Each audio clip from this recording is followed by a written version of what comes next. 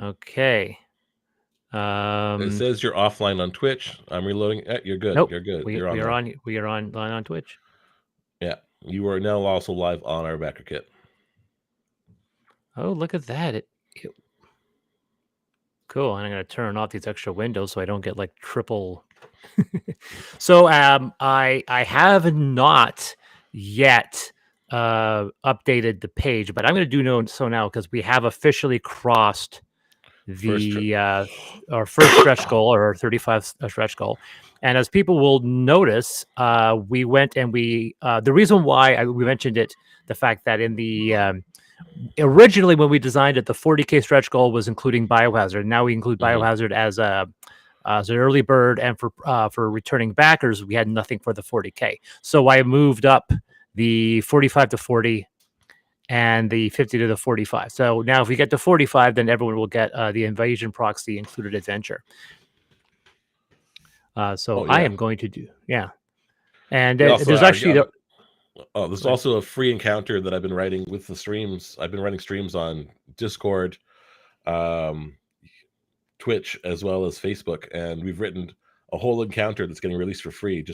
Can we just put it out to people at the end of next week?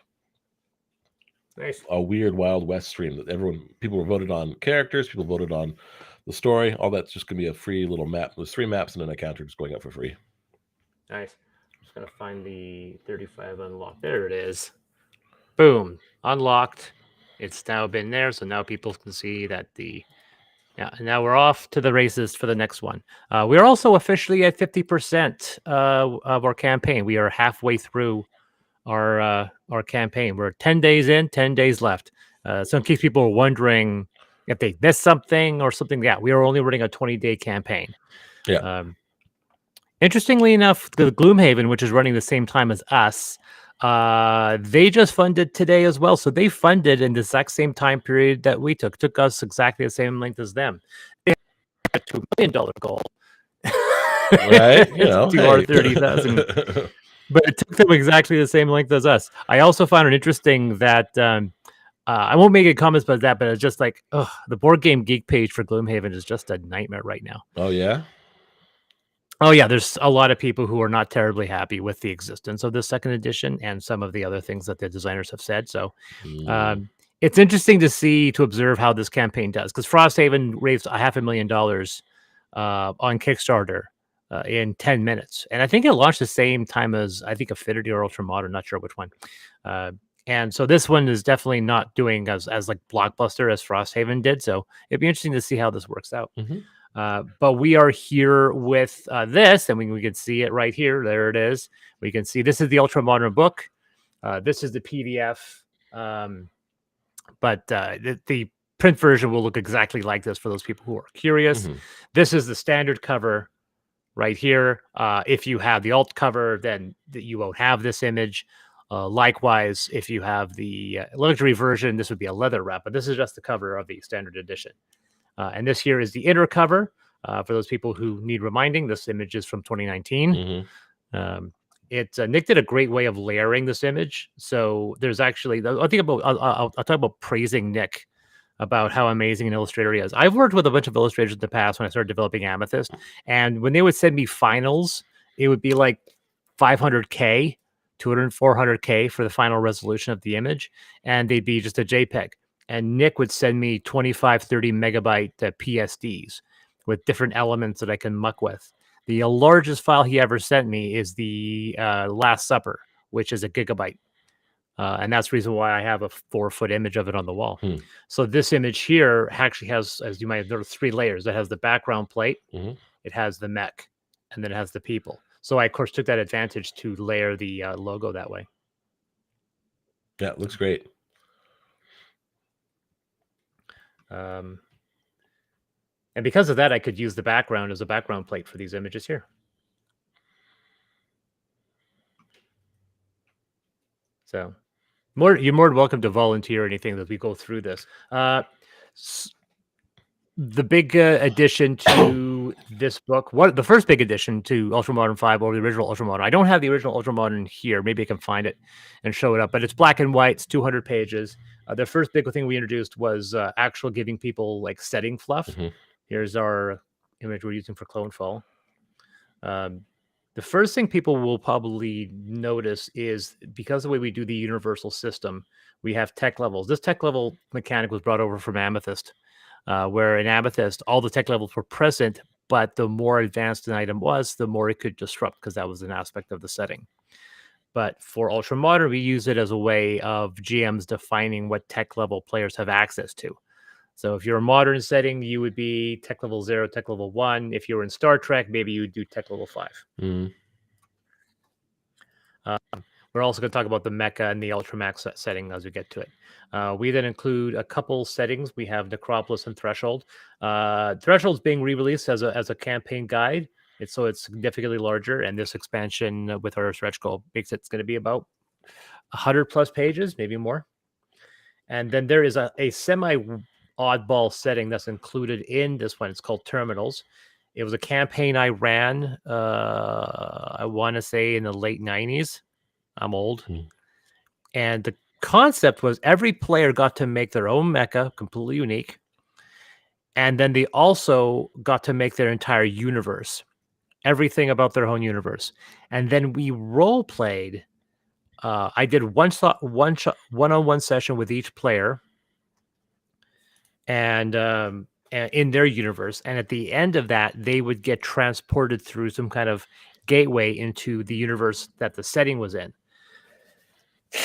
The common ground was that their worlds get destroyed, and at the last second, they get pulled into this world, and the same fate is going to happen to this world, and so they have to band together to prevent this world from getting destroyed. That was the concept of Terminals. It was a failure as a campaign because I made a critical error. I did not define to the players themselves that they needed to be heroes. Yeah, that's a very important. Session zeros are so important. Yeah. Because we created, it's also one of the few sessions where the players had absolutely no history. The characters had no history with each other. In a lot of other games, is that a guitar? What was that? Oh, it was a mace. Yeah.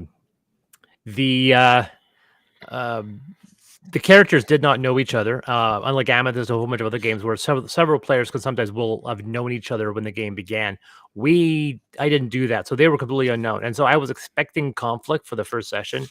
But that was planned. What I did not expect was that antagonism to not abate at any point. Characters were intentionally bullying others. There was a lot of antagonism. They were still fighting sessions later, and they fail to be emotionally invested in saving the world they've landed in. In all of their opinions, their world got destroyed, so why should they bother with this one? So that, and I take full responsibility for that. I don't blame the players. I blame that entirely on me, because it's my game, my setting, and I should have told them that they have to do that. Ever since then, in all of my games, when I ran my Ghost in the Shell homebrew, when I ran Neurospasto, when I ran Amethyst for 11 years, whenever we started a game, I always have that rule. You guys are going to be heroes. I don't mind some conflict, but do not create a character that's going to be openly antagonistic to the other characters. There's a storyline we're going to be playing. I don't want you fighting the game for its own entertainment. Some players are fighting the game's own narrative because they are wanting to do their own thing. And in many ways, I look at that and going, that's my failure as a GM for not outlining. And if the player hears that and then actively fights against that, well, that's on that player. And then you have to ask yourself if you want that player to be still in that group. But that was my problem with Terminals. But here we actually created a bunch of the universes that you could play with. And throughout the entire game, we kind of talk about these other universes. We have this kind of this kind of a numbering system, which is like this is the code number for a specific universe, and we'll see that throughout the whole setting. But it's very light. It's not trying to kind of force it on you.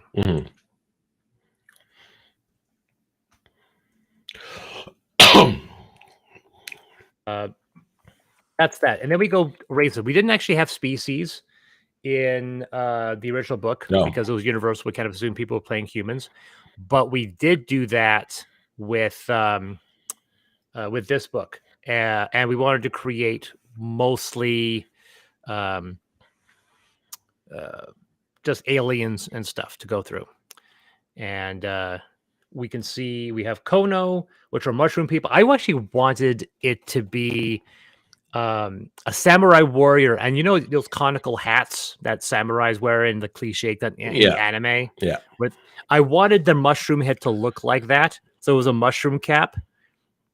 But Nick drew it that way, and there was a part of me that kind of was like, oh, okay, that's the direction he wants to go. But there was a part of me that really wished he had gone with the conical samurai hat. They do look cool, though. I do like them. Yeah. Oh, yeah, they are cool. The Chitin, which is me saying, let's make a Giger alien a playable character. Yeah. So that's how that came about. I think Chris Brown played one of those in our test of Amethyst. Test of Amethyst. They're not in Amethyst. Not Amethyst, sorry. Affinity. They're not in Affinity either. You're thinking of what was the alien he played? In Conestoga, I think because there's a couple of aliens. There's the Endolons. He wasn't he was he a bug person? He was a bug person. I thought it was yeah. No, the chitin are unique to Ultramodern. The scabs are unique to Conestoga. That's what he played. He played the insectoid scab race. That's it. Altered are mutants. That's basically this is our entry for people who want to play Gamma World in the setting. So that's or if you want to play superhero, but this was trying to push more of the mutant stuff. Yeah, if you want really more of that, Apex as well. Yeah, do you find somebody made a comment that there is actually a superhero 5e game that critical the same company that's been blasting us and promoting us on their TikTok. They actually have their own superhero game. It made some money on Kickstarter. I still think there's definitely a demand for Apex because Apex has been around for a long time. So I think that's still definitely going to be happening. But this is our animal hybrids. This is somewhat inspired by the animal hybrids in Jupiter Ascending and the handful of other things where they're just basically hybridized. Automatons are robots. They're carried over from Neurospasta. We have humans, but we've modified humans so that you could play around with different traits. So not all humans are alike. You could also throw in shortcomings and stuff in order to get additional genetic benefits. So we did that to really open up how humans are defined. Morpho was supposed to be like, there's a type of amorphous being in Star Frontiers. It's not the Hydrolusk, is it? I can't remember. I wanted to play off of that. Nick's interpretation was to turn it into Carpenter's A Thing. Yeah. Which obviously didn't have a problem with, but it's certainly a frightening image. So, which I thought was interesting. So that's him. The splice is similar to the Animus. The biggest difference is that they have slight traits. They're not a complete animal hybrid. They're not a goat person. They just have slightly additional benefits. I think this was actually the one that was primarily inspired by Jupiter Ascending, actually. The Tuner, which is a Psyker, and the Yokai, which was originally a race that was in Amethyst, and I cut them because I was just not needed. So at that point, it found its way into this setting. The life path system. Now what we did, which is kind of really important, is that we split up, broke up the origin system. So instead of having a background, well, we still have backgrounds. You can still play with backgrounds. But we created, and so our backgrounds are much smaller. They don't have much in them. We don't have their life path origins. We don't have their traits that you see in Amethyst or in the player's handbook. Instead, we have this much more advanced rollable or choosable life path system where you can choose your parents, your siblings, your enemies, and then you go through your life events year by year, developing friends, enemies, and romance. And like I said, I'm 100% honest. This was entirely based off of a similar system developed by Mike Pondsmith in Artel's Orion Games, which he played off in Cyberpunk and Mechton. Whenever I create characters, whenever I'm in a group with players, I will ask them if they want to do this, and they want to do it every single time. They love it. And so we would use that life pass system for every game, even Amethyst, even every game we ever ran, even ones we didn't use the Artelzorian system, we would use that life pass system. So I wanted to do one that was more accurate, that worked within the 5e framework. And then, of course, I think a year after this came out, was it Asgard? No, it's not Asgard. What was it? Xanathar? One of the 5e books. Exactly. Yeah, Xanathar's Guide of Everything included something that was almost identical to this. Not nearly as fleshed out, but yes. It's not. Ours is more fleshed out. Yeah. The amount of detail from the tragedy, things like that is Yeah. I talked to the guy who wrote that, and he was just like, "Nope, entirely original." I'm like, "Dude, come on, you ripped off Artelzorian just like we did." We don't actually include more for skills and proficiencies. We have computer use. We have demolitions, engineering, and sciences. We didn't throw in a whole bunch of new skills. We wanted to keep it generic like 5e. Yeah, it's very translatable. Computer use, demolitions, engineering. Engineering is the only one that really has a lot of beef to it because it has the crafting systems all in there as well. Sciences, which is like science. I do science to it. So it's like all the science. And there's something to say that's not really accurate, but who cares? It's science. And then we have tool proficiencies, mecha, and vehicles. And then we have a bunch of very few new feats. We just added a handful of new feats. In Amethyst and a few other ones, we throw in a lot of species and life path specific feats. But in Ultramodern, we just have these ones. Which brings up ladders. I just made a post about this actually on Endworld. Ladders, some people are confused about what ladders are, because I noticed when some people would do coverage and video previews, they would say it, and they would say it in a way that would be a little bit confusing. So the idea is that these are, it's not a subclass, it's not an archetype, it's something different. This was inspired by the way D20 Modern did it. D20 Modern, you would create a character class, or you would create a character, and at first level, you would pick a hero. It would be a strong hero, a dexterous hero, a smart hero, basically a hero path for every dominant attribute. Then at second level, you got to pick a prestige class. And that was actually what you did. So the smart play would make characters at second level, so you got to pick an actual full class and one of these heroes. My issue, of course, is that there's only 10 levels of each, so you constantly have to move in multi-class. So multi-classing was basically mandatory. It was part and parcel of how D20 Modern worked.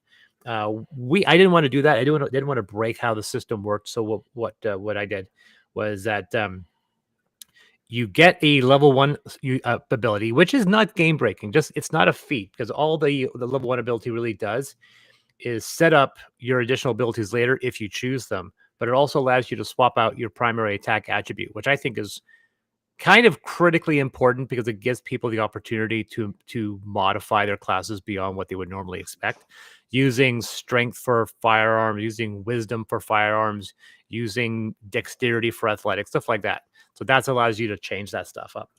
And then when you reach a level when you can pick a feat or an ability score modifier, you can instead pick the lowest ladder ability that you have yet to choose. So theoretically, at 4th level, you could pick this one for Born Leader, for example. And 8th level, you could pick this one. If you pick a feat or a ability score modifier for this one, and if you reach 8th level, you actually still have to pick this one, because you can't skip one. So a ladder is you have to step on. So if you want the 19th level ability, you have to make sure that you always select your ladder feats. You still get ability score modifiers. They're not as powerful as if you were to get it as a basic. These are basically specifically themed feats that are lumped together that get increasingly more powerful the more you select them. So Born Leader is a Born Leader, definitely using a lot of charisma. Juggernaut is each one also has 2. So instead of being the dexterous hero, I allow people to actually choose one of 2 abilities to be their dominant. So Born Leader is Intelligence Charisma. Juggernaut is Constitution Strength. Performer, which was the newest one we added. This one wasn't in the other one. That one's Dexterity Charisma. Then we have the Runner, which is Dexterity Intelligence. Savant, which is Intelligence Wisdom. Survivor, which is Con Wisdom. Veteran, which is Charisma Wisdom. And then the Warrior, which is Dexterity Strength. So those are how they break up, and so you don't have to pick them. If your GM says we're not using ladders, break the game. It doesn't change anything. And if you're running a fantasy game and you're using 5e stuff and you're using magic items, it might be best to not use them because it might throw off a little bit. The other thing are these ladder games. These ladder games are specific bonuses you get. So if you're using ladders in a fantasy game, you can absolutely do it, but you don't use these ladder games. These ladder games are meant to replace magic items. So if you don't have magic items, then use ladder games. If you do have magic items, you can still use ladders, but you don't get the ladder game because these are very specifically magic items. So it basically allows players, because most ultramodern or most non-fantasy games, you're not constantly buying new magic gear. So this is a way of making it balanced to the system so that you could run ultramodern classes with fantasy classes, which was the original intent, is to make this 100% compatible with classic D&D. Classes. This is the image. This is one of the images that inspired Retroverse Chronicles. Some of these images here, by the way, these in the original campaign, players could pay for a personal commission from Nick. So if you see any of these that are really, really strange, it's because they're actually commissioned by somebody else, which I thought was funny. And oh, did we lose William? Oh, he's back. Weird. I'm here. Okay, don't know. You got cut off there. But yeah, so this is an image that somebody commissioned. Some of them are interesting, to say the least. So the new class we added with civilian. This is me playing with more and more ideas with board game mechanics. This class employs basically a dice pool. You basically have a bag of colored dice that you remove, and that gives you specific abilities. The civilian was meant to be the plucky sidekick or somebody who's out of their field but doesn't suck. And they don't suck because they're extremely lucky. And because most people become associated with regular people, that's why they're the true hero of the story. The face is our suave Bond. It's more the Sean Connery, Roger Moore Bond. That's the class not I've the played Bonds the most. that we would. Yeah, you play that one a lot, and I appreciate you do. There's no combat, but there's no damaging abilities. It's entirely talking, charisma, and so forth. But definitely the con artist, the leader. That's all basically the face. They have a couple of things like they are able to avoid damage a lot. They have some bard-like abilities, so they can biting taunt. They can do some marking. They can distract people, but they don't need music, and they don't have spells. So everything, and they have a bunch of really interesting, unique abilities just to them, like polyglot and sociopath and so forth. And then they have stuff like the hustle pool. So they're a very basic class that's based off of non-combat, but it's good that people are enjoying that one. The Grounder was one of the classes from Ultramodern 5, which was inspired by Ultramodern 4, and that basically means that this is our striker. If we're using 4th edition terminology, this is our striker class. It's all about inflicting maximum damage, and in some cases, trying to prevent other players from being harmed. There's a lot of stuff here dealing with teamwork. You get these fire support paths, which you select, and then it allows you to, same as before, you pick tiers, same as the ladders, and as you pick tiers, you get more powerful. So there's one that's assault, one that's precision, which is one-on-one targets. And yeah, and then we have more stuff down the road. They have Brotherhood, which are all abilities that help other people.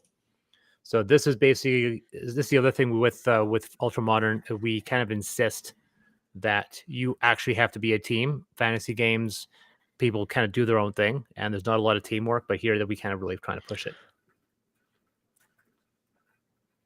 Sorry, there was an inhale. You going to say something? Oh, I was going to say it reminds me a lot of like when you used to play like Advanced and Second Edition. If you didn't play as a team, you would die in said horribly boring, long, dangerous dungeons. But teamwork here is encouraged because it's more fun and more efficient, not just because it's, You can try and loan go on your own, but you'll probably die, and you'll be ineffective. Thanks to our backer, we got the 439. Hey, I have a numbered goal. I don't have a funding goal. I have a backer goal. I want to see if we can get to 600 backers. Yeah. So Gunslinger is our Gunslinger. He is definitely. He's another similar striker, but he's an agile striker. Grounders they can sacrifice movement for more attacks, so they're definitely much more lumber. So the Gunslinger has two potential builds. They have one where they're using multiple pistols, John Woo, that type of thing. And then we have singular attacks, which was definitely more the John Wick style, and classic Old West gunslingers. There's a couple of interesting things. Obviously, sorry? I was going to add in a special pencil ability. I should. If obviously John Wick wasn't really, wasn't massive. It was obviously some inspiration, but this, of course, was based off of the Ultramodern 4 class, which was from 2014, which came 2013, maybe. I think it could be 2010. So it very much predates that one. So as a result, the primary inspiration is the Equilibrium, thus the name Kata. And so we have lots of really neat abilities. I mean, we literally have an ability called Equilibrium. I'm not even trying to hide it. Shout out to Sean Bean. Shout out to what? Sean Bean. Oh, yes. One of the many films he dies in. But there's the thing about this one is that this is one of two classes people find a way to break. Like nobody ever comes down and says that grounder is broken. No one ever says face is broken. But there are things you can do to Gunslinger that can make it very, very powerful, especially if you pair it with the right archetype. And I've had conversations with people that say, I can do this much damage. This is insane. And I said, it was like at 20th level, I can do this much damage at first level with all these attacks. And I was like, yeah, that's assuming that you're going to hit with every one of these attacks. And have you seen what a meteor swarm does? It's like, that's one of the things about this that I think people kind of forget. They always look at the classes as being a singular. This is how this one class performs. And the thing is it's a group. And the nuclear fantasy group is one fighter, one rogue, one cleric, one mage. Right? That's been spiced up a bit, but from day immemorial, that's been the classic makeup. One magic user, one healer, one rogue, one fighter. Sometimes you'll throw in a bard or barbarian to spice things up, to swap things out. But at the end of the day, that's your 4. So you had your direct fighter who did attack, the rogue that would sneak attack, and then you'd have this giant AOE killer with the magic user if he achieved enough of spells. We don't have a spellcaster. We don't have someone that delivers that type of kinetic damage. So it's kind of split up between several classes. The heavy is the one thing that sometimes confuses people. Some people kind of think the heavy is primarily designed to be the heavy hitter, but he's not. He just carries the heaviest weapons. He's actually the closest thing to a spellcaster because of his ability to lay down area effects. So he has these artillery talents, which same things before that you pick tiers, they get more powerful. He just has a lot more of them. 1, 2, 3, 4, 5, 6, 7, but there's only 4 tiers compared to the grounder, which has like 8. So attack and necessity is a cone attack. Once again, kind of like Cone of Cold or other cone attacks. This is rapid fire is a cube attack. Easy target is the only one that's a one-on-one attack, but it only applies to targets larger than you. So it's larger targets, huge targets. So it's basically designed to offload on big things. Gaming avatar is, once again, more controlling effects, more status effects. It's about pushing targets. Imposing frame makes you more powerful, so people can use you as cover. And then Overwatch, which is a very classic ability that's been with this class since the beginning, where you can use an action to lay down a cube, and then when somebody enters that, you can impede their movement. Once again, lots of heavy is designed to replicate spellcraft. Just not in the same way that most people would recognize. And then there's precision fire, which gives you some additional damage. When we go into Infiltrator is our rogue, but it's definitely our assassin. This is the other one that some people have mucked around with. primarily stuff like procedural memory and some of their other abilities like crippling effect, most dangerous prey. Some of these can definitely get crazy. Somebody was asking whether or not they can they can combine some of the more gunslinger styled archetypes with most dangerous prey. Somebody was asking about combining them, and the thing is that the wording is something very specific. So if it says you can only do this once per round, you can't get it multiple times if you could use another ability to do it multiple times. And so yeah, this one's definitely a lot of the roguish and assassin stuff without any of the thieving, because that's basically on the face. Marshall's our leader. We, the idea. What was the name? It was the Warlord in 4th edition. Warlord in 4th edition. I didn't play much 4th, but it was like wasn't Battlemaster. Maybe it was Warlord. Yeah. So 4th edition had a Warlord, and the Warlord was a leader type that could throw in stuff for other players. It was basically a leadership Warlord, role. Yeah. And what was interesting was that we did not see any equivalent within the core player's handbook, which I was a little disappointing. So as a result, now I want to make sure that that person was still there. The Marshal is that, and it's all of their abilities are stuff that affects the group. So they have something called command presence, and you can pick these command presence. These are auras, and you can affect all your allies. And this stuff's like giving them additional attacks, giving them additional damage bonuses, being able to get them to move around. You can even swap initiative orders. So it basically allows you to manipulate the battlefield, but you're not a big combat person. And this is one of the things where some players, they're kind of programmed. They want to be able to offload the most damage. The rogue, sneak attack, massive damage. Fighter, hitting, massive damage. Wizard, spell effects, fireball, massive damage. Like the idea that every single player has to be able to inflict critical amounts of equivalent damage. And I made a statement that said, like, no, the face is not going to deliver damage. But like I said, if you're running a game that's all about, like, if you're the Colonial Marines on Aliens, don't let a player pick a face. He's not going to do anything. Make sure that once again, if a player is picked the wrong class, that's on the GM. That's on you, not on the player, not on the players. Like they don't know the game that you're putting them into. But Marshall is also like that. Not a lot of direct damage in themselves, but they inflict status effects on their allies. Not really inflict, but they impose status effects on their allies, and sometimes they do stuff that impede other enemies as well. But most of their abilities are for allies, and they have a bunch of team powers, which allows them to do even more stuff.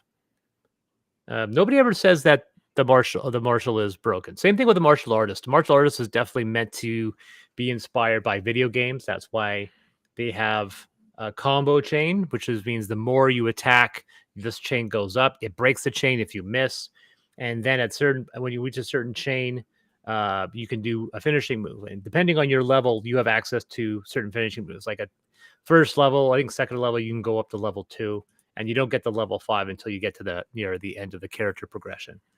And some of these are very, very crazy. Like some of these are very powerful, but you have to get to a point to inflict a finishing move. My only worry is that because, once again, players want to inflict massive damage, they'll always pick the same finishing move every single time. So I'm hoping that there's some variety there. But I've had a couple people that played them, and they seem to enjoy them. But we wanted to make sure that this was not, it just did not feel like Monk at all, despite the fact that Nick drew a Monk. The other thing was that we also wanted to make sure that we had different martial arts styles being emulated. So you'll notice there's a bunch of stuff that allows wrestling, and then when we get to the archetype, you'll see those as well. And then once again, we throw in a lot of video game in jokes like combo breaker and pound for pound and stuff like that. Medic is the only one that mechanically looks like a spellcaster because they actually have exploits. I don't know why this is a very disturbing medic. I'm not sure. It just feels like this is the type of medic you don't want to be helping you. But they basically have medical applications. They have the applications, the medical applications themselves, which they can use at all times. And then they get these abilities. They don't have to. They get them reset. There's no resting involved. If you finish a long rest, you get them back. You don't have to have 8 hours of sleep and study. You don't forget these abilities. And I do believe you get access to all of them. Like you don't have to pick them. You can basically have access to all of them. So you have the opportunity to pick what you want based on the material. Some of the medical applications are actually damaging. The medic is someone that can inflict damage. They're not as powerful as other people, but they do have stuff like field shot and so forth. And then they have all their leadership stuff. They do have some basic resurrection abilities, but they don't have anything close to being. They have basically a version of Vivify or Revivify, whatever, that really low level. If the person's dead within the first minute, you can bring them back. And then after a minute, you're basically stuck with resurrection and choose resurrection and raise dead. So you do have the capacity here, but there is one which is the major medical miracle, which I do believe is well, that's not the playing is a playing god. Where is the one that has them being able to? Oh, yeah, playing God. Target one ally killed in the past 30 minutes. So that's the limit of the most powerful ability that we've got for healing. Sniper is the next one that's very much people have made comments about, not necessarily that is broken, but it's definitely people are expecting Sniper to be once again kind of a rogue. And although he does have rogue-like abilities, he's similar to the fight or to the heavy in the fact he can do a lot of stuff that imposes issues like weak spot, systematic inflammation. You could really muck over and impede a lot of the status effects on enemies. You can do multiple ones. You can see the fact that you can spend X amount of points and you get points as you level up, and then you can spend them on these ones. Dum Dum, Boom, Headshot. Some of them are situational. But yeah, you can inflict some severe damage. You're probably the most powerful long range single attack fighter. But once again, you have to use a sniper weapon. And sniper weapons don't. You have to be a certain distance away for those effects to work. I think the distance is 30 feet. The techie is probably the most paranormal in my opinion. The techie is the engineer. They can build stuff. They can repair stuff. They can sabotage. They're really good at crafting. But in order for that to manifest as something that was interesting, we also gave them the ability to add a shiny red button to their gun. This is obviously kind of BS if it's a tech level 0 and you have a firearm. It doesn't really make sense why there would be a shiny red button that you get to press. But the idea is that you can modify your weapons on the fly, and that allows you to do stuff like increase damage, explosive rounds, and so forth. But these are kind of just as basically a handout, so you have some contribution, and it's also inspired by some of the engineering classes you see in FPS games. Like whenever there's an engineer in Mass Effect or an engineer in Team Fortress, so it's slightly inspired by that. We also try to make crafting a lot easier. D&D 5th edition doesn't impose a lot of they don't really define the rules of crafting, as in their opinion, players should never be in a situation where they should craft. I had our mutual friend Chris Brown try to create a character that was all about making magic items. But making magic items, especially in 3rd edition, required weeks and weeks of downtime. And so we were on a quest, and the players were like, "We're not staying still. We're always moving." And he realized he made the wrong character, but he was really wanting to create somebody that would be in a laboratory. And I'm like, "Great, that's not a particularly useful character in a fantasy game." And so we wanted to make sure that the crafting was a lot easier. When we got to Conestoga, which is our other 5e game, I blew that up and made it very complicated, but still trying to make it easy in its own way. So now the big thing with archetypes is that archetypes are separate and detached from the classes. In traditional 5e, the archetypes were unique to each class because some of them had their archetype benefits at different levels. And I do believe, I can't remember which one it was, but one of them actually has fewer archetypes than the other, like fewer archetype benefits. I think the Magic User, has 5 and everyone else has 6, I think. But I decided that it wasn't going to happen. I wanted to make mine more faithful to original 3rd edition and 4th edition. I'm sorry, 3rd edition. 4th edition had, once again, specific Paragon paths to make it agnostic so that you didn't have to pick. Some of them are obvious, and we put this center. protection. People asked for synergy. I don't think the original book had them, so that people had ideas of what works well. Authority is leadership. Banner hits combat. Brawler is a bare knuckle fighter. Brother of Blood is a very unique one that makes it more powerful the more people pick the same path. There's our John Wick inspiration. Cleaner, which is an assassin. Country gunman. Diplomat. Driver. The only one we added new, I think the driver is a new one. And I think the mecha guy is also new. One of the ones, Grandmaster, I thought I always enjoyed this one. You can actually pick specific martial arts styles, and that changes the way you play your character. Man at Arms, there's our mech pilot. There's a whole bunch here. So now we're on to gear. So for gear, we have once again double tech levels. So the one-handed weapons, there's a few more here that there were in Amethyst, and some of them are very much inspired by video games. I'm trying to remember which ones. It's hard to name a gun that we don't have in there. Yeah, but like I said, one thing I didn't do, I didn't put steampunk weapons. I didn't put classic firearms. I did that for Taurus. That's why Taurus has 120 guns. Taurus has more guns than any other book I've ever made. Even though that the tech level 5 and 4 weapons aren't in Taurus has just so many freaking just weird. I was basically watching Forgotten Weapons and grabbed every bizarre and stupid weapon ever designed. Your Brown wanted to have that weird trumpet gun just because he wanted the trumpet gun. There's a few here weapons that are unique that are a few of them are showing up in Amethyst Revelations, but they're entirely unique. Which one's here I'm thinking of? The Assembly Assault Anachronism. Okay, so the Assembly Assault Anachronism, that weapon I do believe was taken from Ultraviolet. You remember that movie with the vampire movie. The vampire sci-fi movie, which was done by the same guy who did Equilibrium. Yeah. What's her name from Resident Evil movies? Yeah. Fifth Element, so forth. So the AAA is a weapon that has like pocket dimension ammunition. So the weapon constantly refills with ammunition. Then we've got, what else is unique? The Demiurge, which is a weapon that is a pistol that transforms into 3 different pistols. That one, I can't remember if that's inspired by.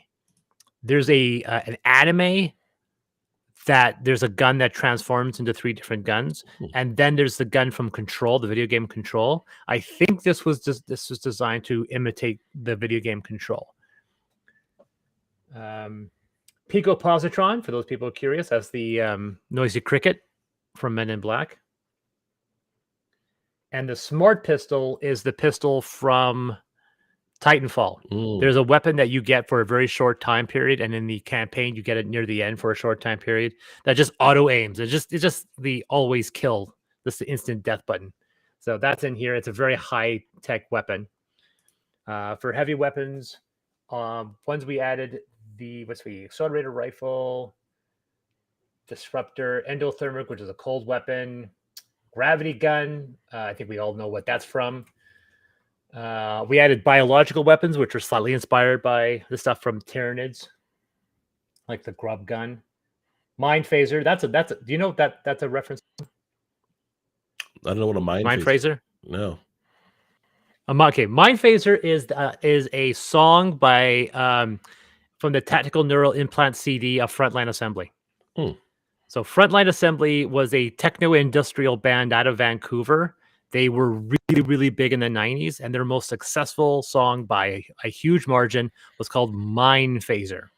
And the music video won several awards, like it was internationally acclaimed, because the producer decided the best way to make a video was to edit all of the musicians into footage of the live action film Gunhead, which was a live action mecha film out of Japan that at that point had never been imported.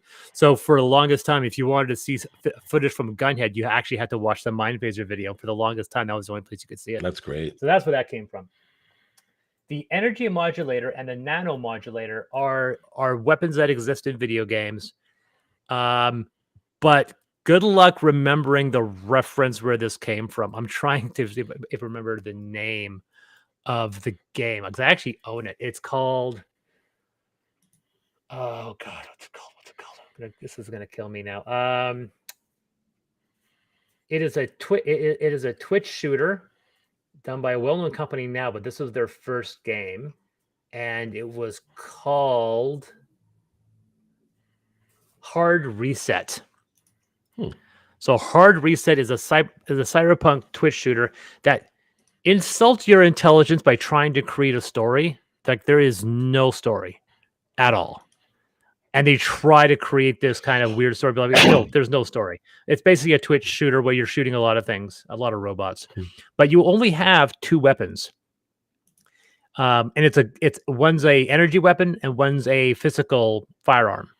And you can on the fly switch it up to one of 4 other weapons. And when you upgrade it, you activate these other weapons. So when you begin it, you basically have the basic energy modulator and the basic nano modulator. They don't call them that. And then later on, you get to unlock other things. And then when you switch weapons, the weapon just transforms into the other gun. So it was their way of explaining how a person can walk around with 10 guns. You're not walking around with 10 guns. You're walking around with 1 gun that can transform into 4 guns each. So that's where this is inspired by. The energy modulator is the energy weapon from Hard Reset, and the nano modulator is the physical weapon from Hard Reset. So if you ever play that game, that's exactly what these are based out of. They don't replicate the same thing. For example, the nano modulator gives you a sniper cannon, an assault slug, a combat shotgun, an assault rifle. In the game, the solid slug is a rocket. There's also a rocket launcher and a grenade launcher in there. The sniper, I don't think, is in there. I think the energy modulator is, accurate because they have the electric motor. What else we have here? Xeno Strangler. Where is it? I'm missing one here. Is it the? Oh, there it is. Heavy weapons. We added a few more things. One that fires blades. Proton wand. You have to know where that's from. Proton wand. No. Proton wand. Ghostbusters. Oh, well, that's embarrassing. Yeah. Yeah, so the proton wand is Ghostbusters. And then so we go in there and explain the uniqueness. A lot of people make comments of this weapon, like this one would break somebody's arm. I go, yeah, I know that it's a game. So gravity beam, we go into specific details. Thor cannon, nice. Yeah, Thor cannon. What is the Thor? Yeah, Thor cannon is your lightning gun. That basically came out of Quake. Alternate ammunition. We play with alternate ammunition. We have injections as well, which is something carried from Amethyst. Melee weapons. We didn't want to play with too many melee weapons. Most of these came out of Amethyst, but there's a few more I added. Adding a bayonet, a collapsible baton. These are weapons that would not be found in a fantasy game. Some of these are very inspired by video games. Battle drill, I think, came out of BioShock. Boom gauntlet. I don't know where that came from. Buzz baton might be from Demolition Man. Harmonic blade has been around for a long time. Harmonic blades have been around I think they came out of even back in the old 80s cyberpunk. Laser leash, which I think is the same thing as the Hollow Whip from Red Dwarf. The Piton gauntlet the Piton gauntlet is a variation on Chigurh's air compressor weapon that he used to kill people in No Country of Old Men. Plasma sword makes sense. Power hooks kind of makes sense. Punch gun and the punch gun laser gun are out of you might be able to know that. Do you know where the punch gun comes from? A gun that fires a bullet when you punch somebody? No. Inglourious Bastards. Actually never seen it. Oh, okay. Well, anyway, near the end, there's a guy who actually has when they punch someone, it actually fires a shot from their wrist. Rocket hammer. You got to know that one. I mean, I know the rocket hammer from Angel, Rusty Angel. Yep. Alita. Yep. That's from Alita. The 6 stick is from Minority Report. Okay. And the Tesla glove is out of. You should know that one. Tesla glove, I'm guessing, is that like the Avengers, like a Thanos type glove? No, Hellboy. First Hellboy. Oh, remember he has that. Yeah, there's a little bit of that. So then we talk about the rules off of that one. Demolitions. I always like the fact that even to this day, I have a military. If you, I'm pretty sure it's still there. Do I have my military advisor? Yeah, military advisor Jeffrey Leb. I haven't talked to this guy in probably 10 years, but I'll always keep this credit until the day I die. So I was developing Ultramodern 4, and this guy was just like, "Hey, you want some help with your stuff?" I go, "Sure, yeah, sure." Yeah, he was giving me some advice about how to handle demolitions, and I'm like, "You know what you're talking about," but I wanted him to sign a non-disclosure agreement. So he sent me. I sent him a non-disclosure agreement. He signed it and then faxed it back to me, and he faxed it using his work. So there was a header that automatically got attached to it, and it said Explosive Ordnance Division, United States Army. And I realized, okay, so literally my military advisor was an EODA, an Explosive Ordnance Demolitions expert. Yeah, right out of it. So he, go ahead. Knew his shit. Yeah, he knew his shit, and so that's he always gets the credit for that. So he helped me kind of play around and figure out how to do, and that's why with explosives, when you have an explosive, it's not like a fireball where it's the effect. I mean, there's actually rules that show you how a blast wave will move down corridors and so forth. Hey, Square Peg. So that's how demolitions work. We have grenades and then demolitions, and we have a whole bunch of different smoke grenades. We threw in a few kind of funky ones, like a secret grenade, shockwave. I think some of these are inspired by the grenades in Borderlands. So when we have armor, most of the time we added a bunch of basic stuff, which is just parables from the fantasy stuff. Ballistic armor, most of these come out of Amethyst. Full combat warrior, we did a lot of research, but there's some funny ones in there as well. Let's see here.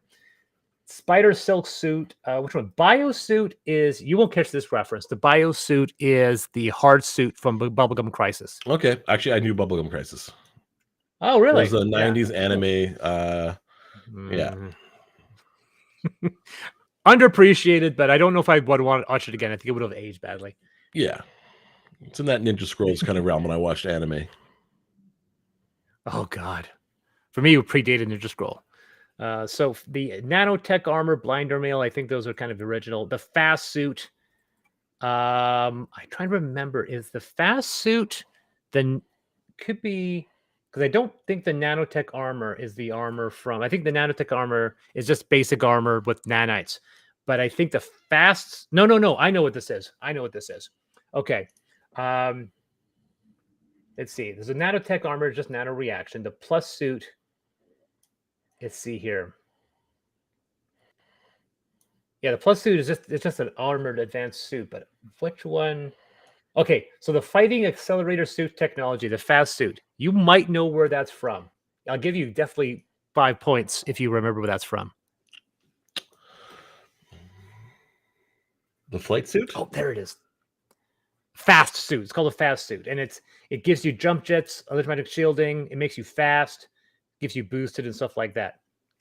Where do you think that's from? I mean, I first get that from like Iron Man, but I don't think it's Iron Man you're going after there. Nope. This hint is right there. Accelerator. I mean, I couldn't tell you. The first G.I. Joe movie. Like the live action? The live action G.I. Joe movie. Oh, I happily didn't see that.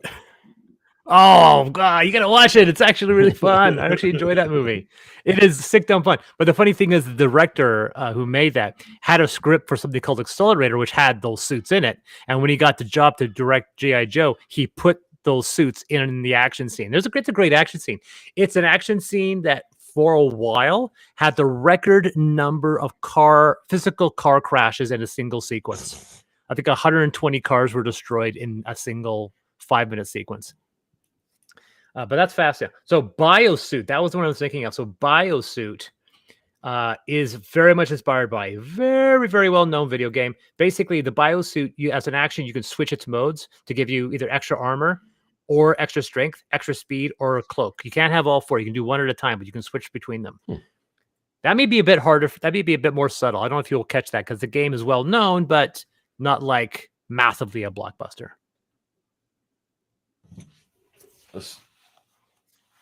No, I can't. Maybe it's just because I'm on a bunch of cold medicine. My brain is just all fuzz. I don't know what you're talking about for that one. So the biosuit is the nano armor from Crisis. Oh, when Crisis was a thing, I could not play it on my computer. I was very much into good old Nintendo. Yeah, I've played all the Crisis games, including the one where their super advanced new addition was the bow and arrow. So let's see here. So biosuit, blinder mail, nanotech. We get to the heavy suits. Carbide. The flak long coat. Flak long coat. And we're talking like just like straight up like a flak suit, but for like a duster, like cowboy duster. Yes. Yeah. Specifically, it's Harley Davidson and the Marlboro Man. Harley Davidson, the Marlboro There's Man. the main bad guys in that movie walk around with bulletproof trench coats. Molten mail, which is kind of molten mails are liquid armor. That's our T2 thing. And then we have the exo armors. The exo armors are a new addition that got introduced with Amethyst and came into this one. The basic rule with them is that they are an armor with a bunch of magic items built in. As a result, they usually count for multiple items. So we can see here, this counts as 2 legendary items and 1 rare item. They will generally replace your strength. They will generally replace your speed. You don't have to worry about encumbrance because they support themselves. And then they'll have hit points and a threshold. So they'll offer a certain number of hit points, and the threshold is how many hit points you can take off of a hit to be absorbed by the armor. So something that has 60 points, a threshold of 60, you're basically in an entirely contained suit. If you see a threshold of like these ones are 50 and 50, but some of them we'll see like 20 and 5. And those are situations where it's more like a basic power armor, where you will see some of the damage that comes through. But in the case of these big heavy ones, the God armor, the vertical tank, these are giant ones where it does not translate any damage to you unless you want to. You can, if you want, not do that. Organic living carapace. Since the new Amethyst book is introducing a bio city, I get to carry all this biological stuff over.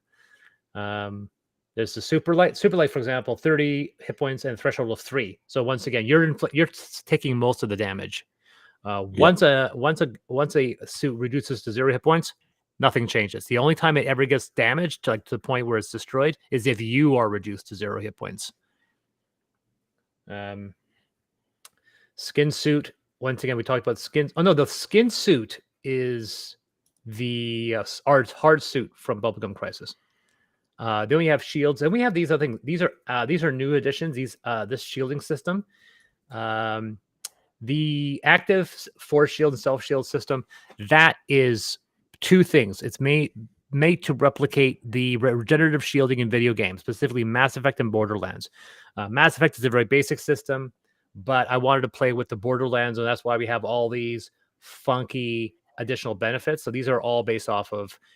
And the idea being is that if you want a game, if you're using Ultramax, you want to replicate Borderlands as a RPG or Mass Effect as an RPG, you would have basic armor, you would use Ultramax, and then you would use active shields as a way to keep your characters alive.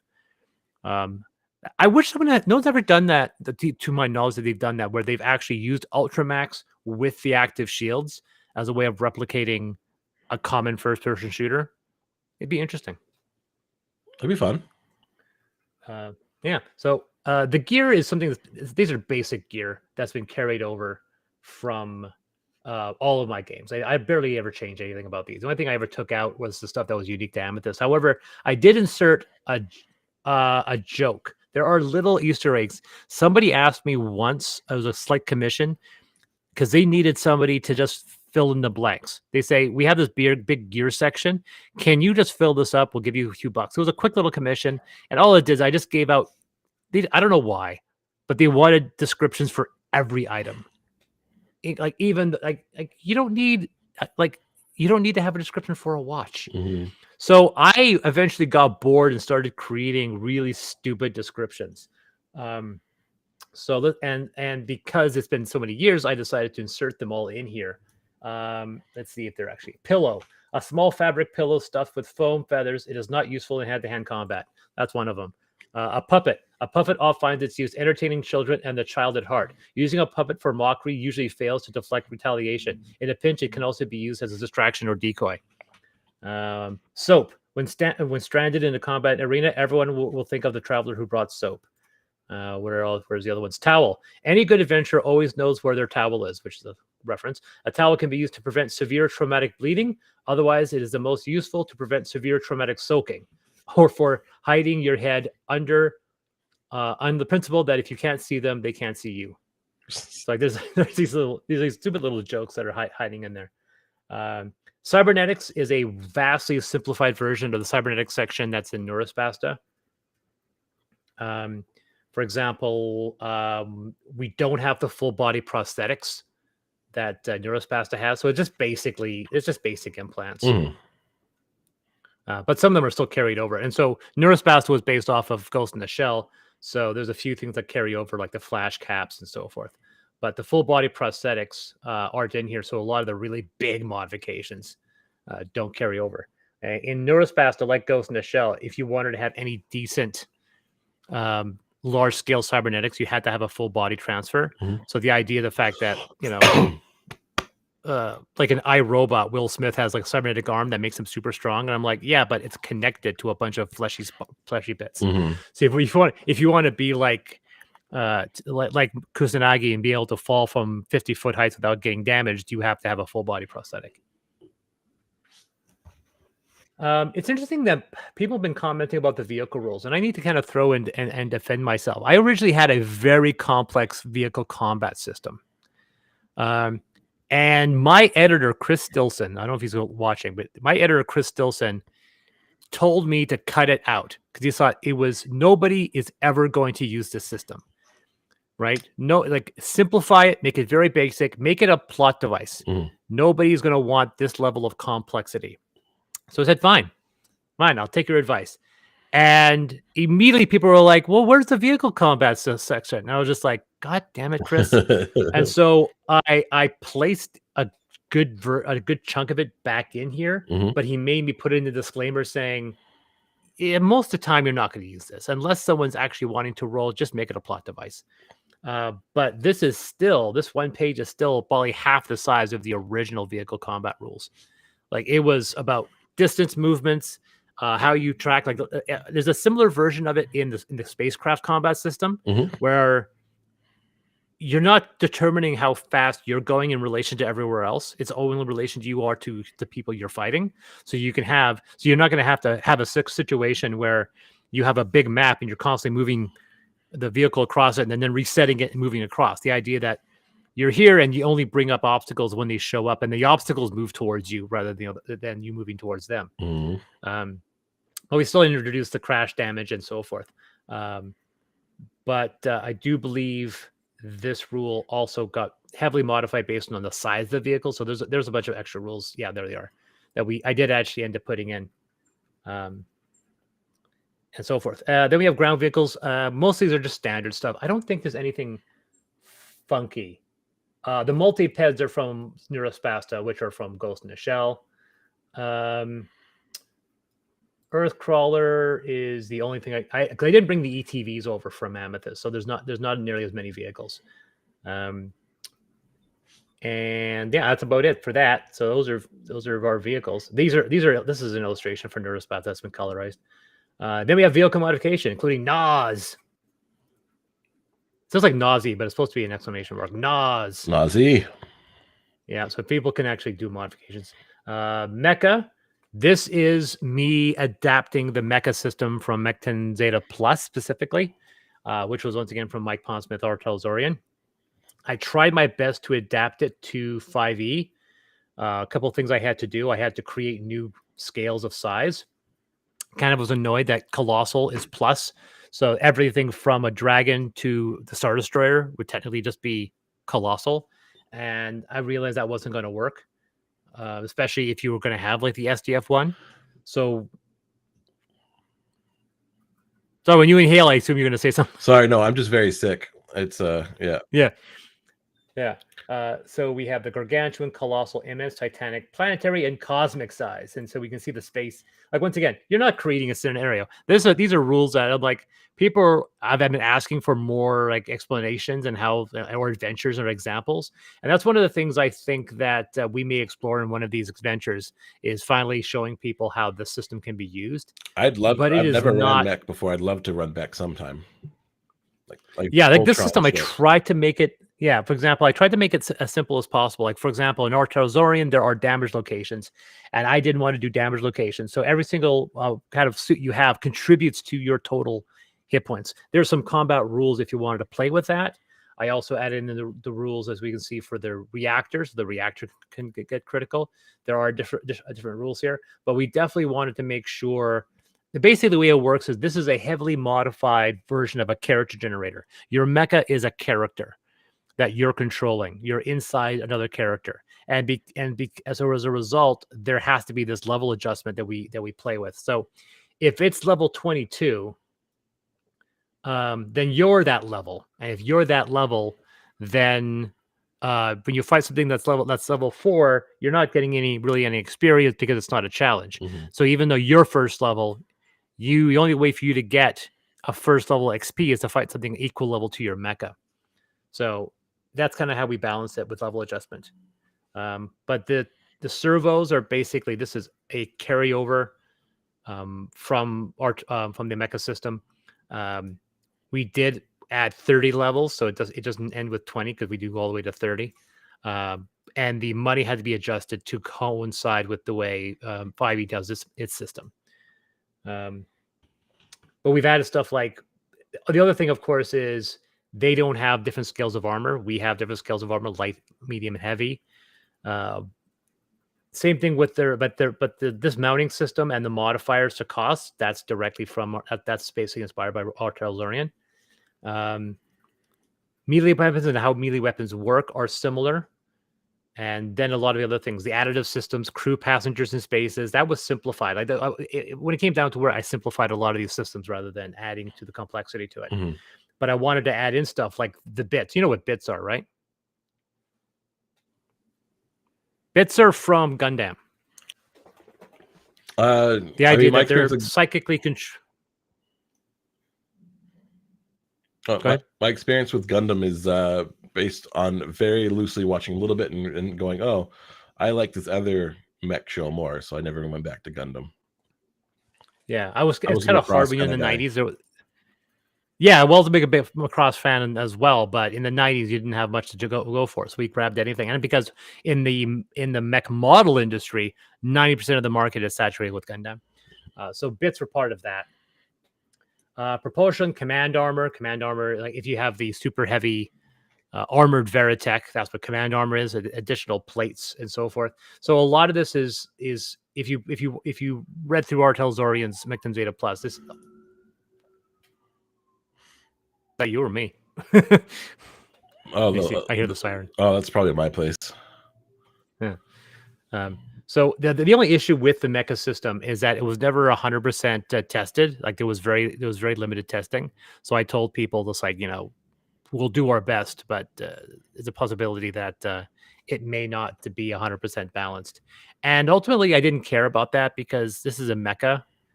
If you're making the SDF1, there's virtually nothing in D&D 5e to compare it with. Yeah. So as long as it's balanced to itself. Sometimes, a lot of times, balance is up to the GM as well, right? If you introduce certain things, you need to know either counters for it or ways to make it more fun for the players too. Because there are things in 5e that just aren't balanced. Oh yeah, absolutely. The other thing is that there's been one or two people that asked questions, but no one's ever poked a hole to say that this system doesn't work. So I'm happy to say that if I don't hear any complaints, I assume it's 100% balanced and works perfectly. I even threw in transformation because, you have to. Voltron. Yeah. Magic is a brand new chapter. Well, Mecha was a new chapter. Magic was also a new chapter where I wanted to create a techno-magic system. One where it actually involves, what this system is the original magic system of Amethyst before I introduced disruption and threw that entire magic system out. So this one where you can use, gear to contain magical power, where you can have cybernetic devices that contain magical power, where you could have a third arm that uses somatic components and stuff like that. Mhm. And there were even weapons that are play around with magic. This is one of my favorite Nick images. I love this. Yeah, image. I've used that actually in a couple small things, just for the ads Yeah. and stuff. It's been great. Yeah, like I said, she actually has that extra limb that actually uses somatic components for her. And we have a bunch of magically inspired weapons, and magically inspired armor.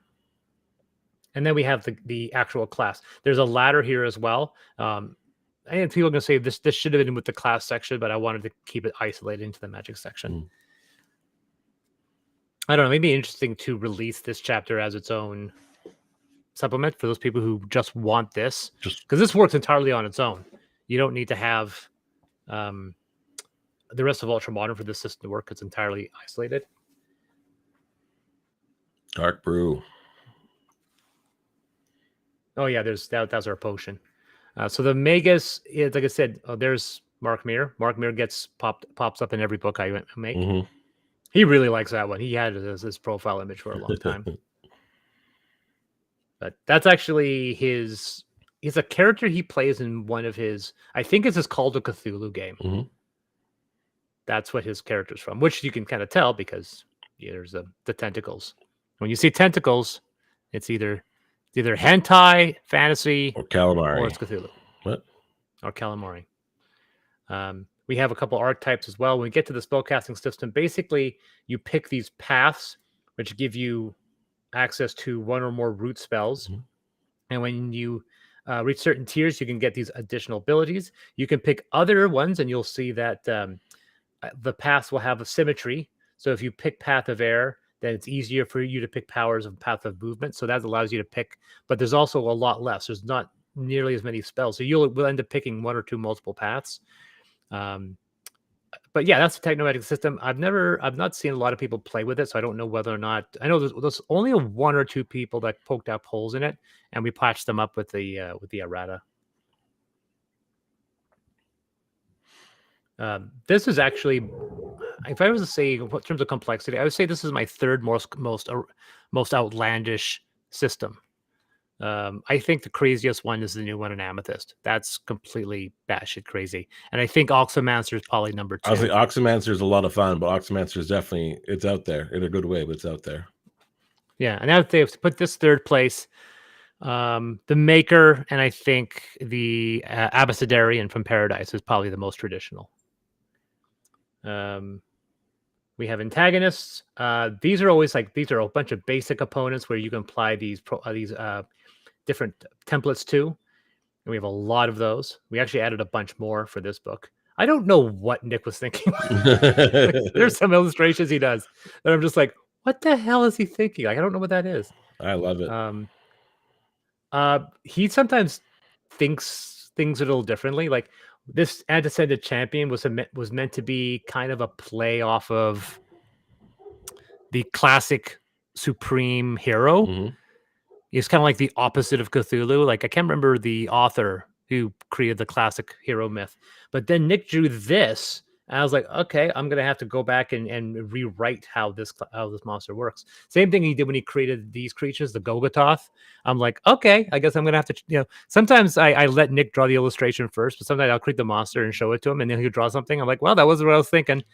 But I'll always modify my monster entry before I tell him. Yeah, I mean, he does such good work. So the Antecedent and the like the Antecedents, all of them here, those are all part of the same. That's basically my variation of Cthulhu. The Antecedents is basically my Cthulhu stuff. So the Bleeders, the Tenets, and then the Antecedent Champion, which is good, but then all the other ones which are evil. And then the Antecedent, which is kind of our version of Cthulhu. And the idea was that it was supposed to be like a fourth dimensional creature, and Nick kind of explained it as that it was moving in and out of reality. So you can see it partially moving in and out of reality. That was basically his idea. The Evolution is the primary enemy in Threshold, so they're going to show up in the Threshold expansion. And they have giant spaceship versions of themselves. And these are not, oddly enough, these aren't my alien creature. These are a very, very old enemy that came from my original Pathfinder adventure from the mid-90s. and they were called the Evolution back then. But this is a carryover from that very old game. That's a good one. Gargantuix, which is my. I mean, it's like let's just do Godzilla. Let's just see. Let's create something that would kill a Tarask. Abomination, the Emperor, which is an illustration carried from Neurospasta. The battle armors from Neurospasta. That's from Neurospasta as well. This is from Neurospasta. The skin is from the Necropolis adventure. I ran this adventure. Were you in that one? Necropolis? No. Yeah, so Necropolis is my dark cyberpunk superhero. So people were superheroes. They had paranormal abilities, but they were in a very dark, almost like Brazil cyberpunk, where there was no light. Everything was just very brutalist. And there were these creatures called the Skin that were showing up, these oily things. And they would actually show up as monsters. So they can actually become like dragons. So I would just take like an orc, and now it's a skin creature. The Xenobites are my Giger reflection. And I love the fact that I love the joke of calling them Xenobites, which is funny. And then we have two of them and so forth. Ultramax with the illustration that so many people like accusing us of ripping off. Yeah, I think every third time I post on our social media, I respond to people about that one. It hasn't happened in a while, though. It hasn't happened in a couple days. Yeah, I'd say it's been 7 days since I've had to respond to it, but still, it was like 2 weeks. But there was but it was 2 weeks. It was like every single day. It was somebody making a comment, and I was just like, and that's part of that tribalism. I was ranting with Paco about the fact that kind of an annoying level of tribalism, where people say you're ripping this off. I go, well, our image is from 2019. And when I would tell them that, they wouldn't apologize. They would just kind of ignore me or what have you. I mean, I got they would apologies, but never like a very like, oh, I shouldn't have done that. Just like, oh, thank you for explaining that, and that was it. Yeah. There's been one or two people that were like hat in hand, but there was a lot of people that just wouldn't respond. I even messaged them directly saying, just FYI. And then they would never answer because no one likes to be proven wrong. No. But this image he definitely inspired it from John Wick, and then which was definitely inspired by Two Gun Gussie. But I love our image. I think it looks really, really good. I think it looks better than theirs, but that's just my opinion. I think it looks great. I think it's a nice homage. Yeah, the Ultramax are rules that basically allow people to create very. Have you ever played with Ultramax? Actually, the gritty rules. I play with Ultramax more than I play with just standard in Ultramodern. Really? Yeah. How does that work out? It works out good. I play my group that I play with. We play a lot of second edition. We play a lot of Cthulhu. So we like that realism. We like the fact that it forces people to work together. I don't want players to ever die. Ever. It's not my goal in the slightest. Unless they want a thematic, like I want to die because it's cool for my character in this moment.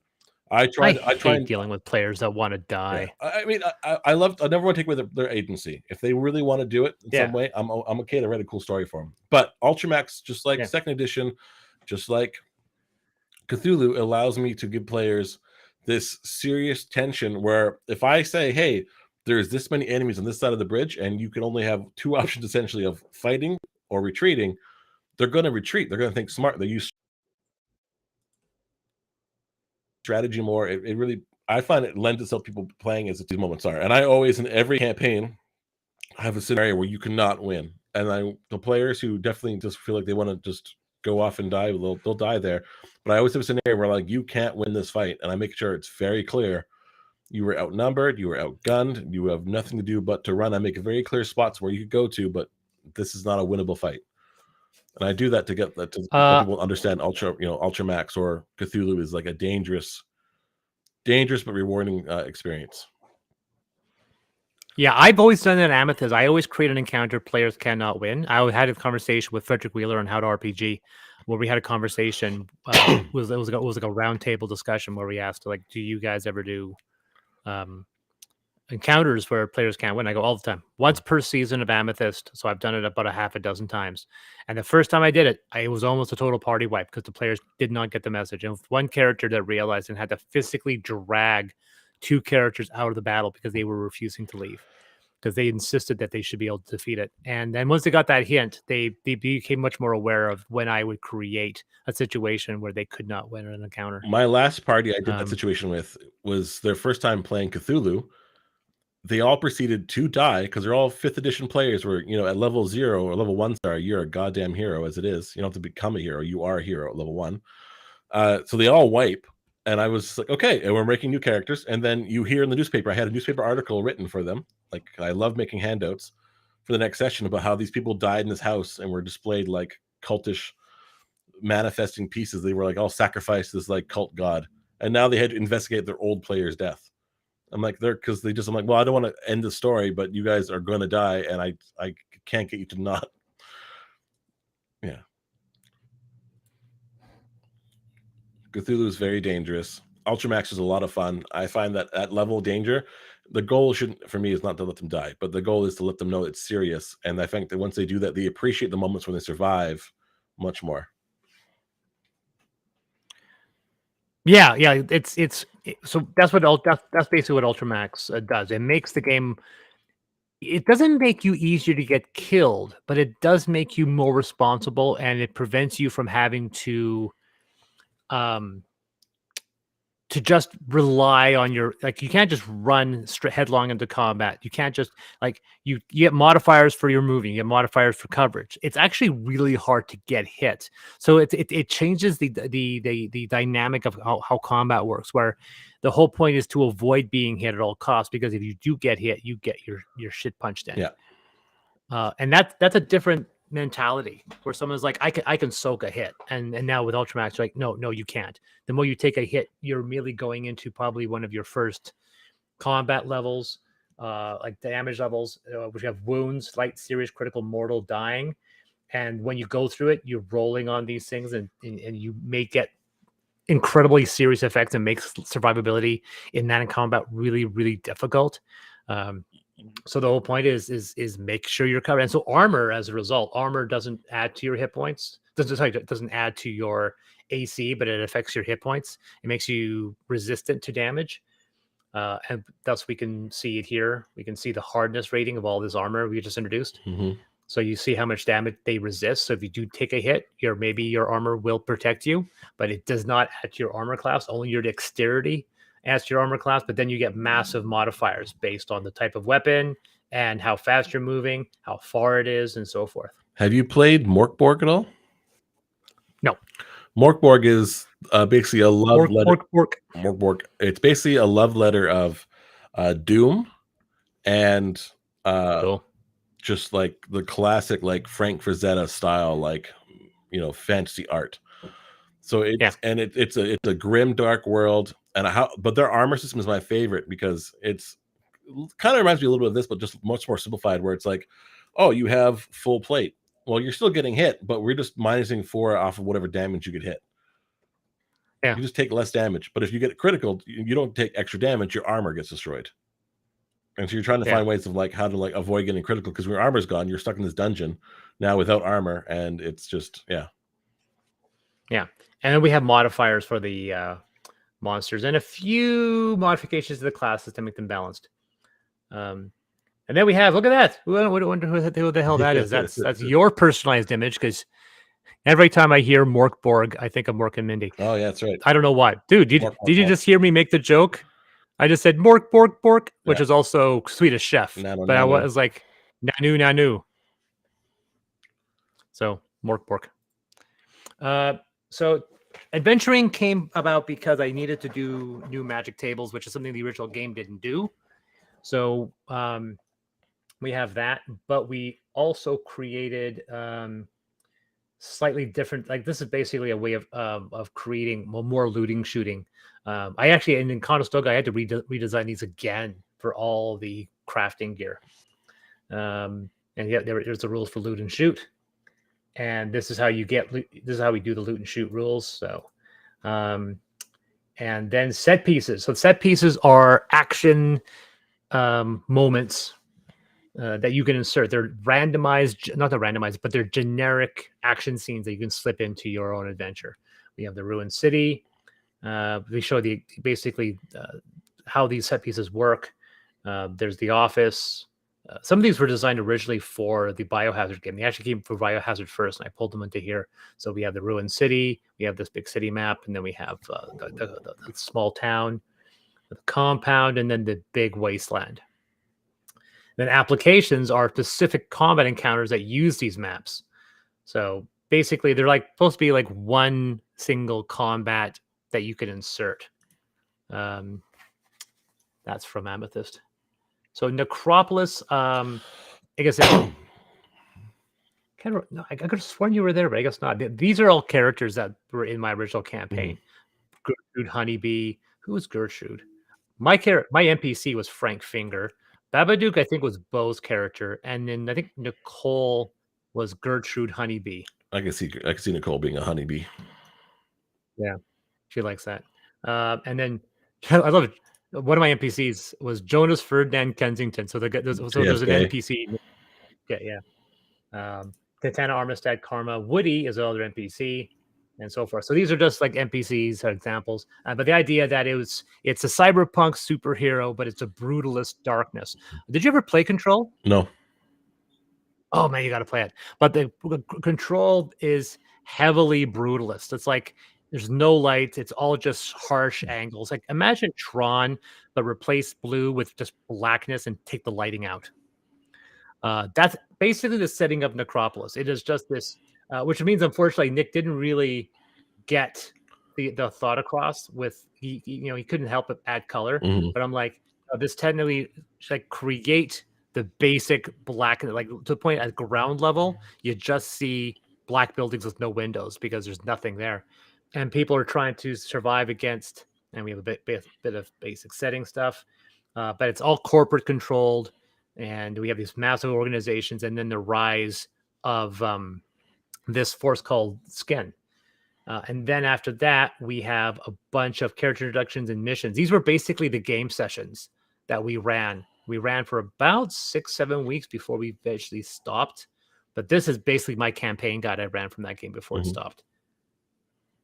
And then Threshold, which is a adaptation of my Pathfinder game. So it's got a lot of detail because we brought a lot. But I actually took a lot of stuff out. And now that I'm doing the Threshold game expansion, I've taken all of that stuff in Pathfinder and shoved it back in. So all the planets, all the spaceships, we're going to have a bunch of illustrations. But this one, the difference between this one and your adventure for Noah is that Noah is a big dungeon map of a big giant colony ship. Yeah. And Threshold's more of an open sandbox where you travel to places and explore. And like thematically, they have some similarities, but like the actual like reasons for things and all that is all very different. And Noah seems more like a horror than Threshold. Yeah, that's the other thing. I think Noah is an actual legit horror story. It's meant to be a horror story, where Threshold can have horror elements, but it's basically whatever you want it to be. And so like this is an adaptation of a map that's the original version of this map is probably 30 years old. That's how old Pathfinder is. Pathfinder is probably 28 years old. Jeez. Yeah. And then we have spaceship rules, which are very generic, but I may play around. It's basically a variation of the mecha rules. That's why we have the same kind of reactor control stuff. But it has that same system where all distances are relative. Like you're not 500 million miles away. You are at range 1, range 2, range 3, and there's only 10 range increments, and then that's it. There's no distance involved. And I don't even think that there are ranges listed as being like, I don't even know. I can't remember. I have to reread these now. But lots of stuff from this old game, and then we have all of these ships. I actually want to do illustrations for a bunch of these ships, so that's what we're going to be hopefully doing. But the other thing that although we have a lot of ships here, we don't have the planets, and Threshold is going to be opening up all the planets. So we're actually going to go into and explain all of these worlds. So it's not just notable planets from this section. It's like 15 pages of just planets and so forth, and the stories around those planets. But yeah, this is a 30-year-old game. This is Chris Bradley played this Pathfinder game for 3 years. It was Chris Brown, Chris Bradley, myself as the GM, Darren Weston, who's been a very loyal backer of my campaigns. He's the other guy. He was one of 2 people who got the Affinity Luxury Leather Pack in Prince George. It was him and Bo. And Then the Courtneys, Courtney Dolly, who eventually became Chris's wife, Chris Bradley's wife, and then Courtney Rains, who's out of in Victoria now. But that was our original group, which was hilarious because when you think about it, there were 5 people in this group at one point, and 2 names between them. Yeah, 3 of them were Chris Bradley, Chris Brown, Chris Diaz, and Courtney Dolly and Courtney Rains. So we had 2 Courtneys and 3 Chris's. We were a full house. I got a campaign running actually with your friends Chris Brown and Chris Bradley right now.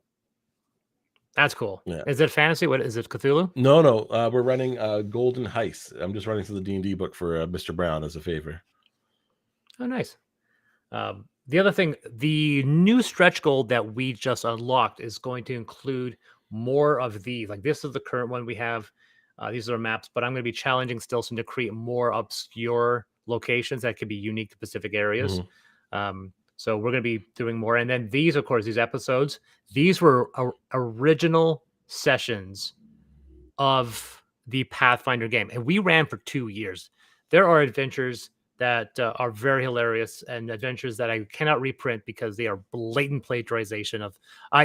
That's what the adventure. It was a giant bouillabaisse of every single idea that I ever saw. Because when you're doing an episodical adventure series for 2 years, you're going to run out of ideas pretty fast. Yep. It's not like Amethyst, which was one long story arc. But when you're running it episodically, like that's what I did for the Ghost in the Shell campaign, which ran for 24 sessions. Right? Those are 24 individual episodes, and only half of them were based on the campaign that they were running, the singular story they were running, which means the other 12 were all had to be original storylines. And basically, you run out of ideas really fast. Yeah. So, do you ever admit like who you ripped off for games? Like what TV shows or movies? I mean, my biggest influences have always been like old sci-fi or old like sword and stuff. Like I read a lot of books. I get a lot of my stuff from books. But I would say fantasy, I don't really have much. I run 2 kinds of campaigns. I run episodic for Cthulhu because it's too much. It's too likely people are going to die in Cthulhu. It's designed that way, you know. So I run a lot of just episodics where it's almost like Scooby-Doo style episodes where, all right, we got a letter. We're going to this place to do an investigation, that kind of stuff, right? And it's all episodic. And I rip off a lot of like the old Twilight Zone and, you know, like what's that one that was called The Outer Limits? You know, a lot of that interested me. You mean Twilight Zone? That's what I said. And then I said, you said Twilight without Twilight Zone. So I thought, wait a second, the vampire thing? Oh, no, Twilight Zone. Sorry. And then Outer Limits. Probably my biggest influences for Cthulhu. And I just add my own monsters to make it more flavorful and more dark. Did you ever directly copy them, though? The only direct copy I've ever done, like direct copy, was I copied a few episodes of Supernatural for a Cthulhu game. And it was this arc of them going to a haunted house, the lady on the lady in white on the road, and it was like a 1 episode thing. I turned into 3 missions, and it was like almost like scene for scene. I taken it from Supernatural. I get a lot of inspiration, and I just kind of meld things together. A lot of Star Trek, a lot of but because I play a lot of fantasy and a lot of it's open world, I let the players sort of just make their own stories, and I just sort of just dictate the world around them a lot of time. And the campaign becomes what they make of it. Yeah. Amethyst, I made a point of making sure that everything that happened was entirely something that was original. Some of the locations and ideas were definitely inspired. And as I've been adapting it, I've been trying to make it more original. But there's definitely a lot of... for Amethyst was different because Amethyst's primary inspiration were artwork. I would see a bunch of artwork from fantasy artists, and then I would base my ideas. And the story is that when Amethyst went legit, I approached those same artists to create images, and Nick Greenwood was one of those people. Yeah. So the Narrows for Amethyst is based on a Nick Greenwood image, and then Nick Greenwood ended up doing a new image for the Narrows. So there are 2 images. There's the original one that was for another book that he wrote. He did an illustration for, and then there's the image he made for me, which I thought was very fascinating. I never ripped off episodes of Twilight Zone or Outer Limits, but if there's a cheesy B movie that your friends haven't seen, sometimes I could tap ideas for that. But my biggest ripoff for me, there's a TV show that nobody has watched called Star Cops. I mean, it's on Amazon Prime if people want to watch it. I think you can watch all the episodes on YouTube. There's actually a Star Cops YouTube page that has all the episodes on there. So you can watch them. and it's a sci-fi show from the late 80s, created by a guy named Chris Boucher, who was a writer on Doctor Who, Hmm. and also was a co-creator on Blake 7. He passed away last year, actually, Oh, because I made a comment about the fact that he passed, and he was a guy that was definitely inspirational in my youth, and he wanted to make the cast is nobody's. The lead role, the actor who played the lead, has popped up in a few things. He Mr. shows up David in the Calder, if I movie. remember correctly.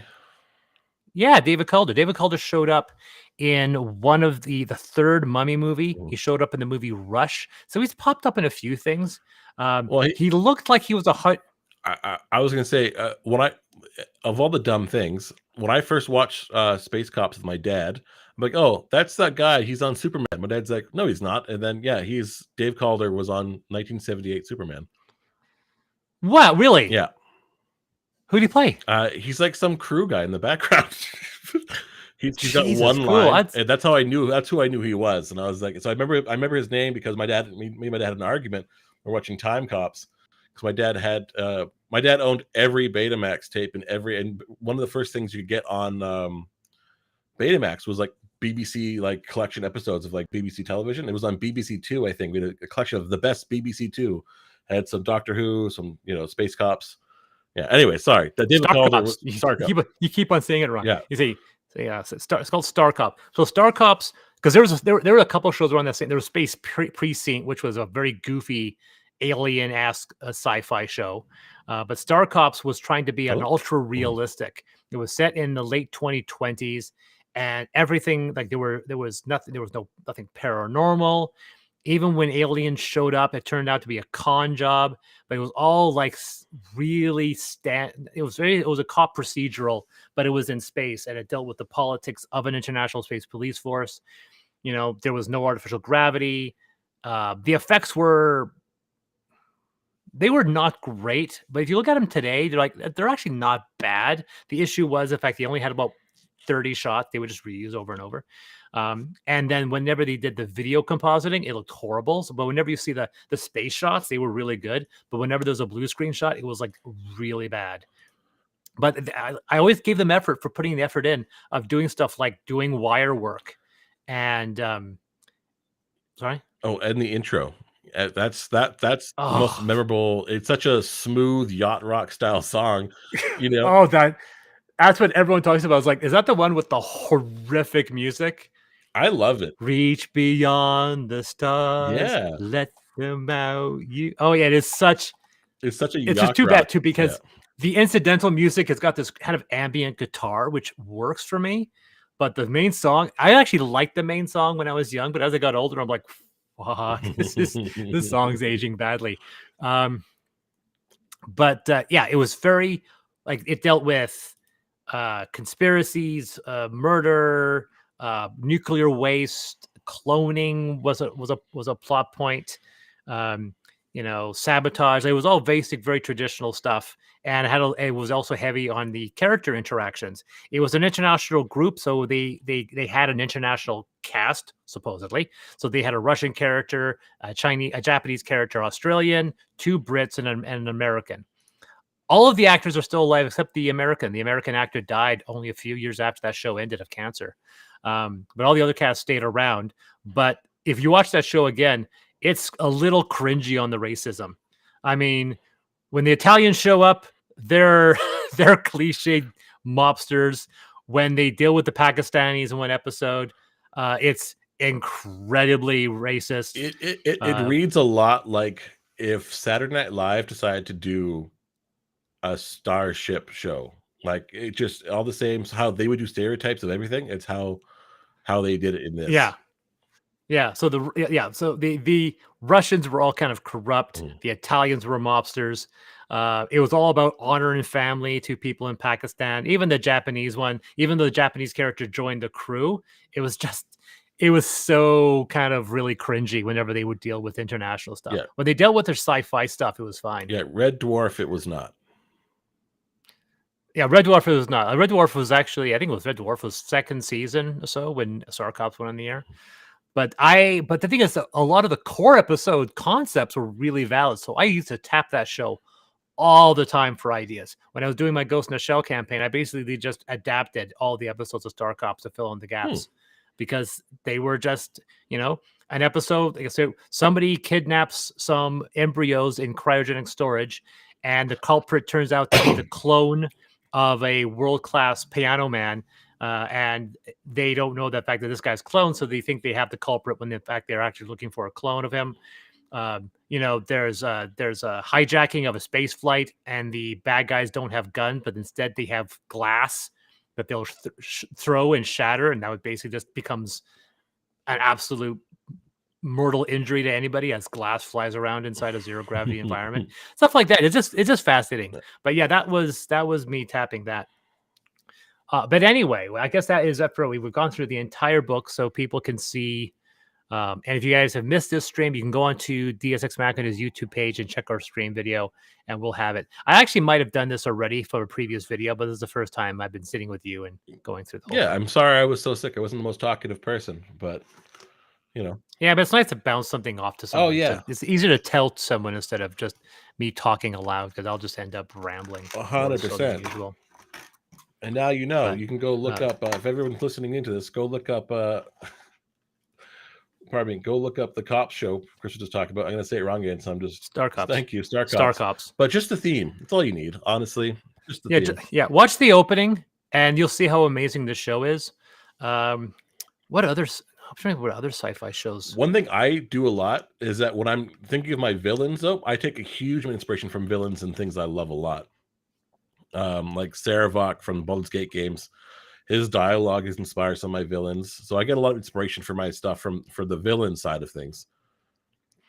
From me, I've been obsessed with I like villains that people look at and go, he's got a kind of valid point, like a villain that you kind of like. Oh yeah, that's always the goal. That it's or a villain that you can understand why he's doing something the way he's doing it, or how he got to the point where he's at.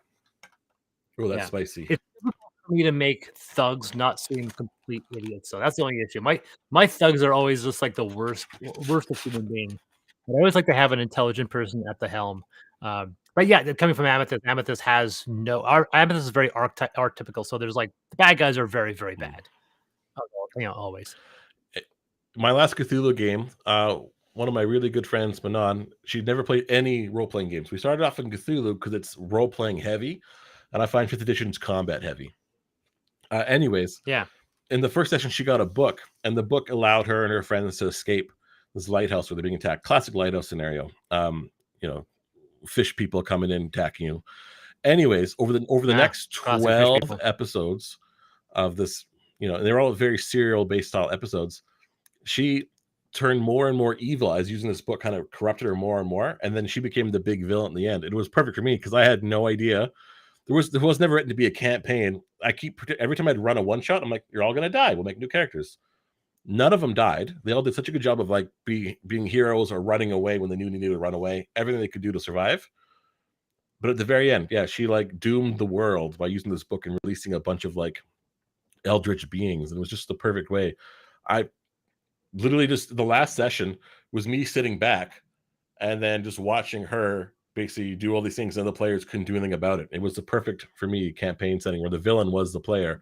And it happened organically without me having to influence anything. Yeah, I generally don't do player villain things because it can turn into chaos, and I've never had good experience with it. But for me, there's two things I like playing with. I like playing with the idea that you don't really know how bad the villain is or how far the villain is. I love the idea of an unstoppable force like Chigger from No Country. Mm-hmm. I've always created a bad guy that the characters could in no way defeat, and you encounter them at one point, but they become unstoppable forces. But I love primarily redemption arcs, and one of my favorite plot threads of all time was always Jakar, Londo, Babylon 5, turning a character that you despise into one of the characters you love the most by the end. Mm. And so a lot of my stories involve that, dealing with redemption arcs and people who were bad who become good. Yeah, I always have it either redemption or like, they watch an NPC that they love slowly through faults of the players who are just trying to do what they think is best. But mistakes always happen. There's always collateral damage, right? Through whatever things is, the NPC slowly drifts away from them and becomes like very much an opposed opponent politically or whatever, and then becomes the villain of the story. Yeah. This was the only time I've had a player villain that it happened organically without my intention, and it worked out like 100%. There was nothing I could have written better for that scenario because it was designed to just be a one shot. I mean, there's some moments where like the terminals was kind of the example where it didn't really work because it was, but I had a situation in this original Pathfinder game back in the 90s. That's all now called Threshold, where we had a player that had an ulterior motive, but he was so bad at trying to outthink the other players, but because they kept on intercepting him at every turn. And it was for me as a GM, I loved it. In both those scenarios and with terminals, I just got to sit back and watch the players feed off of each other and interact with each other, and they didn't need me. And my favorite sessions of gameplay is when I'm letting the players run off of each other, even if they're on the same side, and I'm not involving myself because they are dealing with things themselves, and I only go in and volunteer things when I need be. And so those are the moments I love the most, is when a GM doesn't have to do much because you've created the structure and the players are taking it and rolling with it. And you realize that they're all in their session, they're all in character, and they're all bouncing off each other. And it could be antagonistic or not. But I generally avoid the antagonism because players see blood and they won't stop until they freaking kill somebody. Well, here's the best part. The reason why I think I said this on a podcast, my friend's podcast, Still Some Games, is the only reason why I think it worked, because it's never worked before, right? I just try to avoid inter-table politics and aggression that goes too far, right? The reason why it worked is because she believed, quite honestly, she was doing the best thing for the party by doing what she did. By releasing these beasts, we will live, because they were at the point where we're all going to die. So she was like, if I don't do this, all my friends are going to die. And so it became this like, and then they like, well, we need to stop her. And that's how it all turned. And that was, So, but she honestly believed to the very end she was doing the right thing. And they believed that she was a good person who was just very confused. And so there was none of this animosity that kind of builds up out of character as well as in character. It was just like a genuinely trying to save each other moment where, And then the best part about it is I had it. So as she was releasing this Elder's being, she started seeing flashes of herself in another world.